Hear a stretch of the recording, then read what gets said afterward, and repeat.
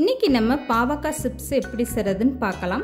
பாவக்காய்னாலே கசப்பாக இருக்கும்னு குழந்தைகள்லாம் வேண்டான்னு ஒதுக்கி வச்சுருவாங்க. ஆனால் இந்த மாதிரி நீங்கள் சிப்ஸாக செஞ்சு கொடுக்கும்போது அதை ஆசையாக விரும்பி சாப்பிடுவாங்க. பாவக்காயில் கொஞ்சம் கூட கசப்பு தன்மையே இல்லாமல் இந்த பாவக்காய் சிப்ஸ் டேஸ்ட்டாக எப்படி செய்றதுன்னு பார்க்கலாம். ஹலோ ஃப்ரெண்ட்ஸ், வெல்கம் டு சமே டிலைட்.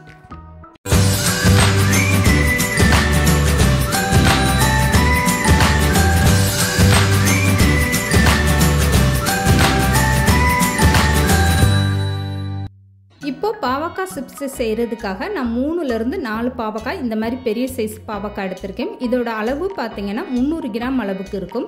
இப்போ இந்த பாவக்காவை இந்த மாதிரி நல்லா லேசாக கட் பண்ணி எடுத்துக்கோங்க. எந்த அளவுக்கு லேசாக கட் பண்ணுறீங்களோ அந்த அளவுக்கு உங்களுக்கு சிப்ஸ் வந்து நல்லா கிறிஸ்பியாக இருக்கும். இப்போ கட் பண்ணி எடுத்த பாவக்காயை வேற ஒரு பாத்திரத்தில் மாற்றிக்கோங்க. இதில் வந்து 1.5 ஸ்பூன் அளவுக்கு தூளுப்பு சேர்த்துக்கோங்க. சிப்ஸு செய்கிறதுக்கு முன்னாடி ஃபஸ்ட்டு இந்த பாவக்காயில் இருக்கக்கூடிய கசப்பு தன்மையை எடுத்துடலாம். இந்த மாதிரி நீங்கள் உப்பு சேர்த்துட்டு அதை கை வச்சு நல்லா மிக்ஸ் பண்ணும்போது உங்களுக்கு பாவக்காயில் இருக்கக்கூடிய கசப்பு தன்மையெல்லாம் வெளியேறிடும். அப்போ பாவக்காய் உங்களுக்கு சாப்பிடலாம் நல்லா டேஸ்ட்டாக இருக்கும். இப்போ இந்த அளவுக்கு நல்லா மிக்ஸ் பண்ணிக்கோங்க. இதுக்கப்புறமா தண்ணி ஊற்றி நல்லா 2 டைம் இந்த பாவக்காயை கழுவி எடுத்துக்கோங்க. ஒரு 2லேருந்து 3 நிமிஷம் நல்லா கைவிடாமல் இந்த பாவக்காயை உப்போடு இப்படி நல்லா மிக்ஸ் பண்ணி விடுங்க.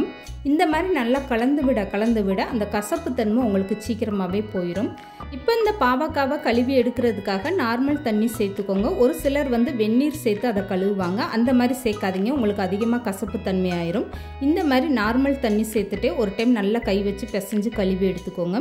இப்படி நீங்கள் கழுவி எடுக்கும்போது பாவக்காயில் இருக்கக்கூடிய கசப்பு தன்மையும் போயிடும். எக்ஸ்ட்ரா இருக்கக்கூடிய முத்தின விதைகள் இருந்ததுன்னா அதுவுமே உங்களுக்கு வெளியேறிடும். இப்போ நான் தண்ணியிலிருந்து எடுத்து காட்டுறேன் பாருங்கள், எந்த அளவுக்கு விதையெல்லாம் வெளியேறிடுச்சு பாருங்கள். பாவக்காயில் இருக்கக்கூடிய கசப்புமே நல்லா வெளியேறிடுச்சு. இப்போ வந்து திரும்ப ஒரு டைம் இதே மாதிரி நீங்கள் தண்ணி ஊற்றி நல்லா கழுவி எடுத்துக்கோங்க.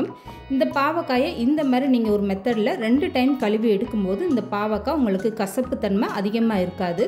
இப்போ வந்து நான் இன்னொரு டைமே கழுவி எடுத்துகிட்டு இந்த தண்ணியை காட்டுறேன் பாருங்கள். ஓரளவுக்கு தண்ணி வந்து நல்லா பச்சை கலரில் இருக்கும். 2வது டைம் நீங்கள் பாவக்காயை கழுவும் போது உப்பு சேர்க்க தேவையில்லை. ஃபஸ்ட்டு டைம் மட்டும் நீங்கள் உப்பு சேர்த்திங்கன்னா போதும். இப்போ கழுவி எடுத்த இந்த பாவக்காயை ஒரு ஜல்லடையில் சேர்த்துக்கோங்க. எக்ஸ்ட்ரா தண்ணியெல்லாம் நல்லா வடிஞ்சிரும். இந்த மாதிரி ஒரு 5 நிமிஷம் வச்சுட்டு தண்ணி வடிஞ்சதுமே வேறு ஒரு அகலமான பாத்திரத்தில் மாற்றிக்கோங்க. இப்போ இந்த பாவக்காய் சிப்ஸுக்கு தேவையான மசால் பொடி எல்லாமே பார்த்துடலாம். 300 கிராம் அளவு பாவக்காய் நான் எடுத்திருக்கேன். இதுக்கு வந்து ஸ்பூன் கணக்கு பார்த்தீங்கன்னா 6 ஸ்பூன் அளவுக்கு கடலை மாவு, இது கூடவே 3 ஸ்பூன் அளவுக்கு அரிசி மாவு, 3 ஸ்பூன் அளவுக்கு கார்ன்ஃப்ளவர் மாவு சேர்த்துக்கோங்க. இப்போ வந்து 1.5 ஸ்பூன் அளவுக்கு இதில் தனி மிளகாய் தூள் சேர்த்துக்கோங்க. நல்ல காரமாக இருந்தால் தான் உங்களுக்கு வந்து சாப்பிட்றதுக்கு நல்லாயிருக்கும். உங்களுக்கு காரம் கம்மியாக வேணும்னா நீங்கள் வந்து இந்த மிளகாய் தூள் கம்மியாக சேர்த்துக்கோங்க. இப்போ 1 ஸ்பூன் அளவுக்கு கரி மசாலா தூள் சேர்த்துக்கோங்க. இது கூடவே 1/2 ஸ்பூன் அளவுக்கு மிளகு தூள் சேர்த்துக்கோங்க. இதுக்கப்புறமா 1 ஸ்பூன் அளவுக்கு சோம்பு சேர்த்துக்கோங்க. சோம்பு சேர்த்து இந்த சிப்ஸ் பண்ணும்போது நல்லா சாப்பிடல அருமையான டேஸ்ட்டாக இருக்கும். இப்போ வந்து இந்த சிப்ஸுக்கு தேவையான அளவு உப்பு சேர்த்துக்கோங்க. 1 ஸ்பூன் அளவுக்கு நான் உப்பு சேர்த்துருக்கேன். இப்போ வந்து 1 ஸ்பூன் அளவுக்கு இஞ்சி பூண்டு பேஸ்ட்டு சேர்த்துக்கோங்க. இதுக்கப்புறமா 1/2 எலும்புச்சம்பழம் நான் கட் பண்ணி எடுத்து வச்சுருக்கேன். இதை வந்து விதைகள்லாம் நீக்கிட்டு இந்த சாறை இப்படி புழிஞ்சு விட்டுக்கோங்க. இப்போ இந்த மசால் பொடியோட அளவு எல்லாமே பார்த்தீங்கன்னா 300 கிராம் பாவக்காவுக்கு இது வந்து கரெக்டாக இருக்கும். நீங்கள் வந்து 1/2 கிலோ 1 கிலோவில் சிப்ஸ் செய்கிறா இருந்தால் அதுக்கேற்ற மாதிரி நீங்கள் கடலை மாவு மசாலா பொடி எல்லாமே எக்ஸ்ட்ரா சேர்த்துக்கோங்க. இப்போ எலும்பிச்சை சாறை புழிஞ்சு விட்டதுக்கப்புறம் எடுத்ததுமே தண்ணி சேர்க்காம ஒரு டைம் வந்து இந்த பாவக்காய் மாவெல்லாம் சேர்த்து கை வச்சு நல்லா மிக்ஸ் பண்ணி விட்டுருங்க. அதுக்கப்புறமா ஒவ்வொரு ஸ்பூன் தண்ணியாக சேர்த்து இந்த மாதிரி நல்லா பரட்டி எடுத்துக்கோங்க. மொத்தத்தில் 2 ஸ்பூன் தண்ணி சேர்த்திங்கன்னா போதும். பாவக்காயில் இருந்து உங்களுக்கு தண்ணி விட ஆரம்பிச்சிடும். இப்போ வந்து இந்த பாவக்காய் பாருங்கள், இது மேலே நல்ல மாவெல்லாம் கோட்டாகி எந்த அளவுக்கு சூப்பராக இருக்குன்னு.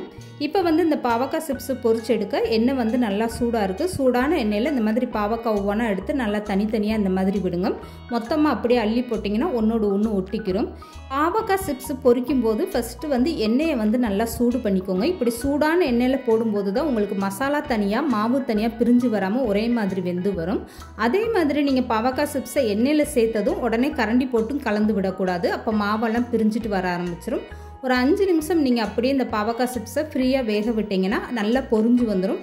அதுக்கப்புறமா கரண்டி போட்டு இந்த மாதிரி திருப்பி விட்டுக்கோங்க. இப்போ 2 பக்கம் இந்த பாவக்காய் சிப்ஸு நல்லா பொரிஞ்சு வந்ததுமே இந்த மாதிரி எண்ணெயை வடிச்சிட்டு வெளியில் எடுத்துருங்க. அவ்வளோதாங்க, ரொம்பவே அருமையான சூப்பரான டேஸ்ட்டில் நம்மளுடைய பாவக்காய் சிப்ஸு நல்லா கிறிஸ்பியாகவே ரெடி ஆயிடுச்சு.